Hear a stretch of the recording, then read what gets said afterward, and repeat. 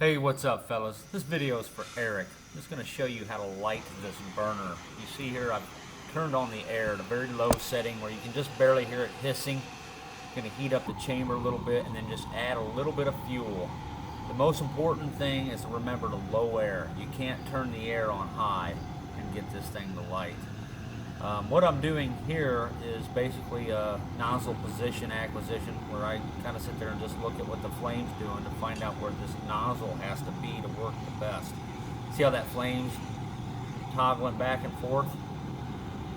They're very sensitive to that minor change on the back end there. I had a C-clamp connected to one of the other burners, and a half of a turn on the C-clamp would make my flame jut from the right to the left. See how that was going back and forth there, the flame?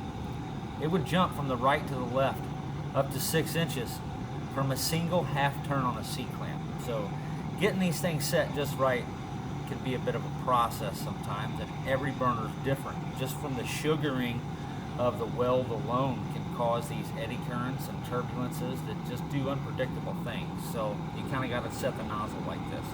So that's what I'm doing here. You see, I found a good spot. The wind is messing me up a little bit, but it's still looking a lot better than it was. It looks like it's pretty much straight on. Before, we were kicking to the right a lot.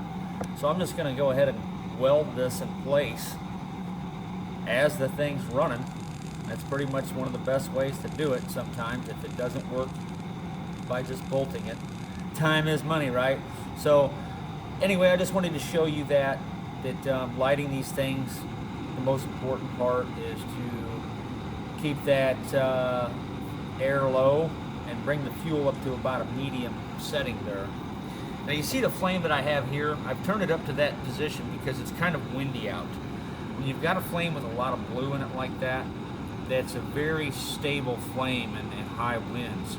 If the flame is just yellow, then it's prone to being blown out by high winds or very large bumps, very hard, shocking bumps. We have a wind coming from the right there, which is blowing on us pretty good. Okay, Eric, we need to talk about flame types for a second here, because this is very important. The flame we're looking at here is extremely stable.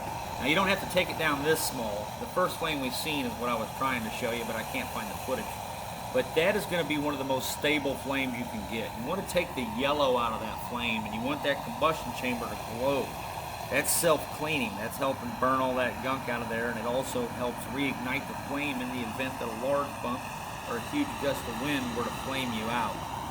So I just wanted to show you a quick clip of this particular flame. If you make this flame about 2 foot long, you're going to be gold. That's going to be super hot and super stable. Where on the other side of the spectrum, we have big, stupid, lazy flames like this. And this is just something that can blow out very easily. And I wanted to show you this footage for the simple fact that you see this buffeting we have here? This is caused by an air leak in the fuel manifold. Siphon filters are very susceptible to slightest air leaks. Bubbles will creep in very easily under vacuum. So that's what that buffeting is from. And I just wanted to run that by you. And one of the things about siphon flows is that you have to have a very large fuel hose. The reason why I have this massive fuel hose on here is because if we use like an irrigation analogy, the only way you can increase flow during irrigation is to dredge the stream or make it wider, because there's no way to apply pressure to it. The siphon is kind of the same way. The only way to increase volumetric flow is to make the input line bigger. That's why we have this big 3/4 fuel line. Look at the size of the fuel line on this thing. If you were to attempt to reduce that to the size of the fuel line on the manifolds themselves, the system probably wouldn't work well with waste oil. With diesel, you could probably get away with it because the viscosity, but I wouldn't recommend it on like waste oils and things like that. But you can run a flame like this and to do your job. It's very fuel intense and susceptible to a burnout. So I don't know that I would recommend a flame like this for your application. You want that hot, stable flame, you know. You don't want to be spraying fuel all over the place in the event of a flame out. So that's just one other point I wanted to bring out. I did wrap some insulation around the fuel input for you, because there's a lot of radiation coming off this thing. I'm burning myself alive standing here. Like, I don't have the proper clothes on to be doing this. It actually hurts to be standing where I'm at. So whoever's running this thing might want to have some long gloves and maybe a long sleeve shirt. They're going to dial it in like this. Now when you bring it down to the smaller flames that I showed you in the beginning, you don't get that intense radiation coming off of it. Just a little bit, maybe 50%. So that's about all I can think of to tell you at the moment. I'll add a couple more things and some emails down the line. If you have any problems, just get a hold of me, brother, and thanks again.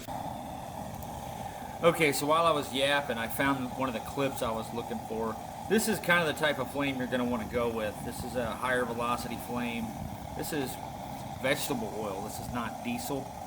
But the main thing you want to keep in mind is you want to find that sweet spot where the burner just about goes out because you put too much air in it. You want to be able to add as much air as possible, but the least amount of fuel as possible. You see here I have a very lean amount of fuel with a whole bunch of air. That is the most stablest and hottest flame right there you could get. But it's not long enough to do what you're doing. Now with the large enough compressor, you could make it that long. So seeing as how you have a rotary compressor, you might give that a try, unless it becomes a little expensive to run it. But somewhere in this region right here, I think is going to be your best bet as far as effectiveness and something that won't go out on you.